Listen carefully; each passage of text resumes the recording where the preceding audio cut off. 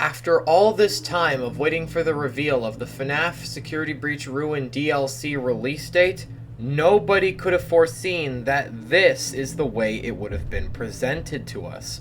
While yes, it's normal that a release date can just drop out of nowhere on a Twitter post, but that's not the weird thing. The problem is that it just so happened to be revealed around the same time as the release of the main trailer of today's topic, Garten of Banban 4. A lot of you already know my opinion on the series, so I won't dive into it deeply, but for new viewers who are watching this, just know while yes, I notice all the horrible problems with this series and its developers because I made past videos about them. And I also know that this game ironically sucks pure cheekage for being the absolute worst popular indie horror game. Not only is the game as a whole very simplistic and lacking in originality, but you need a really good computer to play this series because of how atrocious the models are. My friend Jonah, aka King Lear, hung out with me on a call to give the series a shot. Even though his laptop was able to run Skyrim just fine without streaming, he could not run Chapter 1 on the lowest settings. It was just that pathetic. I have a really good computer, so I don't have these issues, but still, you can't deny how unnecessarily ridiculous this series is. But here's the thing. While yes, unironically, these games are awful, I ironically love them. They are pure stupid fun for me, and just that. It's the only low-effort game series that actually caught my attention, and the release schedule and style of this series is so damn funny. Got that? Good, because I won't be saying that again.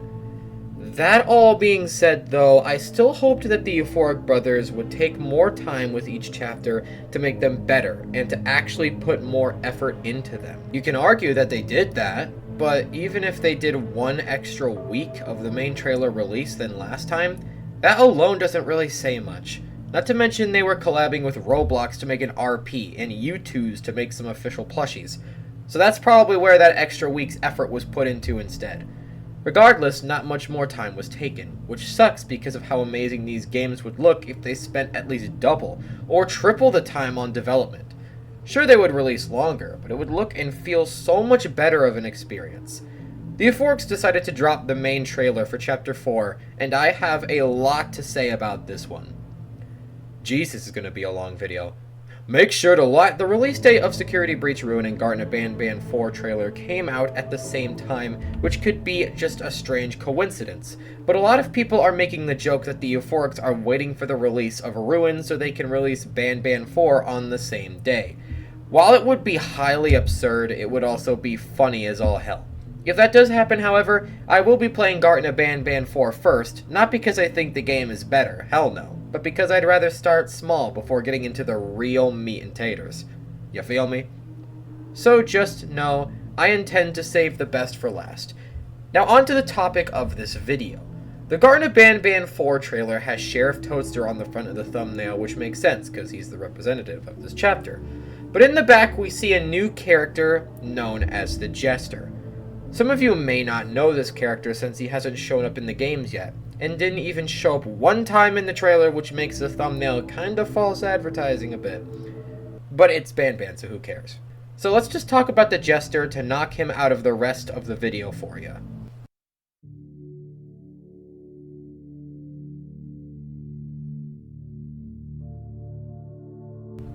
During the final phase of Chapter 3, we need to head to the last station known as the Progressive Sector. So basically where my mother worked. In this sector, you are to find the hats for Mr. Kebab Man to scare off the Ola baby bird. You'd think that this would be a simple 2-path fetch quest because of the 2 missing hats, but no. You have to open 1,000,000 doors to enter a large dark hub. The hats are up ahead in front of you without a way to cross the final gap. But before you can think about solving that issue, another one appears.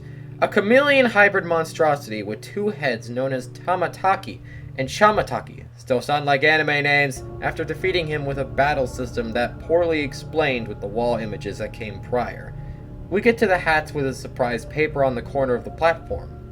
An old paper with 3 different wall arts of characters that appear to be scrapped concepts due to their lack of appearances on the upper layer of the kindergarten. It shows Tamataki and Chamataki, apparently they were intended to be construction mascots. Yeah, I don't think they'll be able to do that now. Then shows a character who you recognize by paying close attention.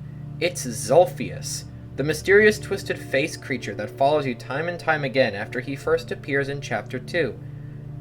And then you see a third one we haven't seen yet. The Jester. Not much is known about this character because of his lack of appearances, but after some time passes, the first teaser trailer shows this same picture, along with teaser images showing a special door and garden representing him, which shows us that he will play a certain role in the chapter.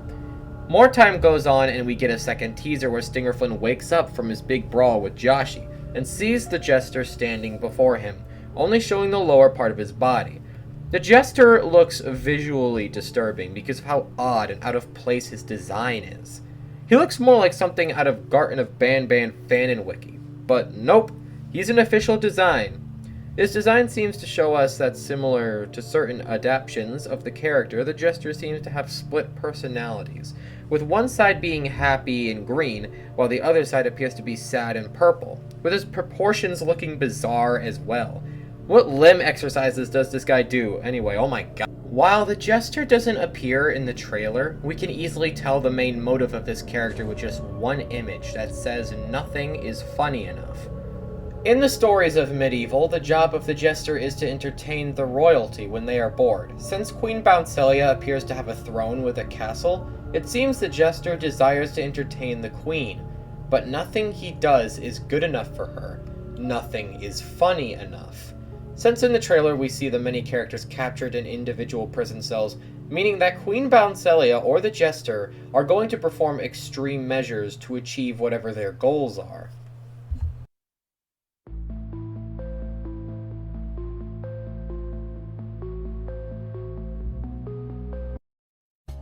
Before we continue on, make sure to like the video if you enjoyed it and to subscribe to this channel. I'm just writing the script and we're only at the halfway point. I already know this video is going to take a long time to make, so I would really appreciate it if you could do a few clicks to show your support, and if you want to do more, then I have super thanks enabled, so you can donate to the channel to help improve its quality. Shameless plug out of the way, let's get back into it.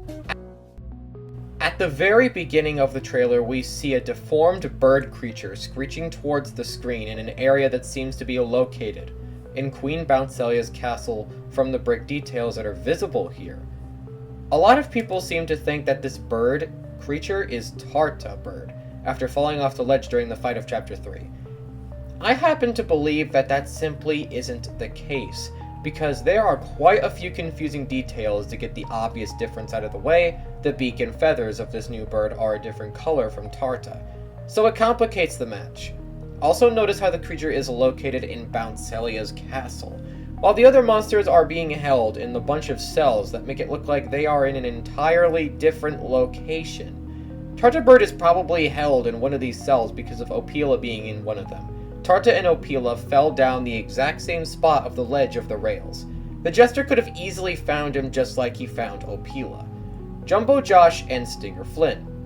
Also for a simple reason being that even though I really like Tarta Bird for his simplicity, the fact is, he's not special in any way. Tarta is just an Opila reskin that was made to complete the Banban family flock. It would just feel so odd that an irrelevant reskin character gets turned into what seems to be like an important boss monster for the story. It would be no different than doing it to Nabnalina, who was literally made to be Nabnab's soulmate. I wonder where I have seen this before. I feel like this bird monster is something much deeper than anything we already have seen take place. In multiple points, we get many warnings / pieces of info about the lower levels of the kindergarten.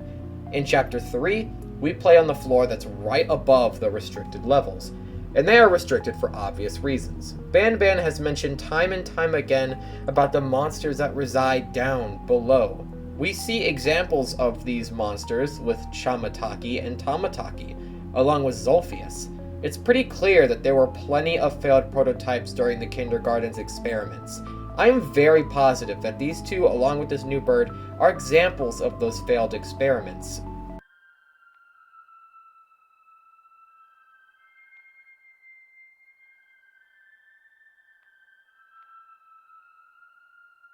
Now, you would think that it would make sense that a deserted, old, enormous kindergarten wouldn't have any sort of successful plant life. But let's be honest, when has this series ever made sense?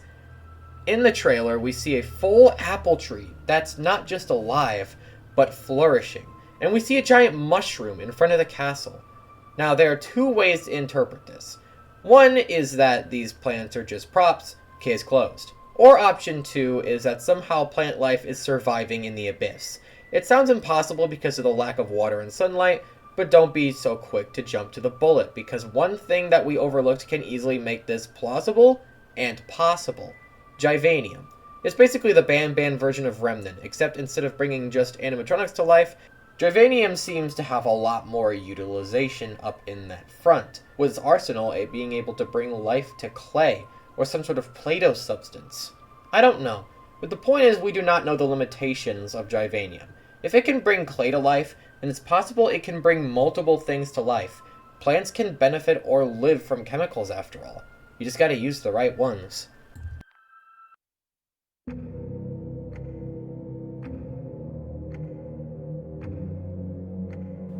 Whenever a town or village is ever in trouble, one specific officer is picked up to be the lead protector. A sheriff, if you will. Hired to constantly patrol and capture all the rotten individuals for their misdeeds. Sheriff Toadster is a character specifically designed for this one job.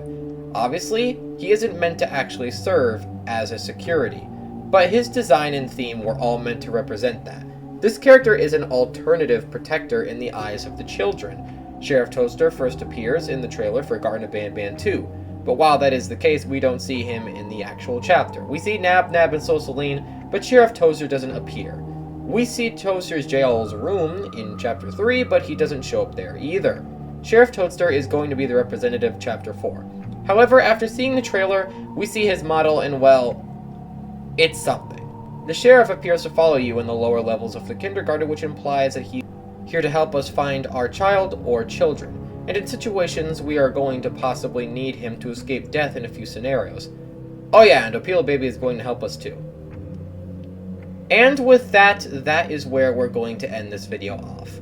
I've got a lot of projects to still work on, and I'm just trying my best just to stay together.